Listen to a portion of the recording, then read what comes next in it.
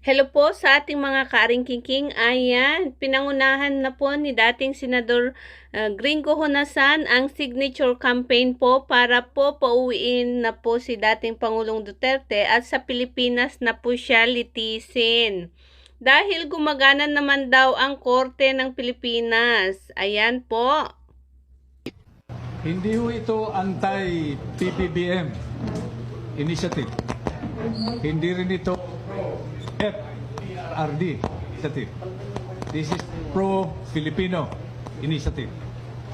Naggumagana ang mga korte natin, buhay at malakas yung ating pamamaraan para magbigay ng hustisya sa bawat Pilipino. So isang sampal po ito mula sa pinakamababang hukuman ng ating bansa hanggang sa kataas-taasang hukuman, ito po yung ating Korte Suprema.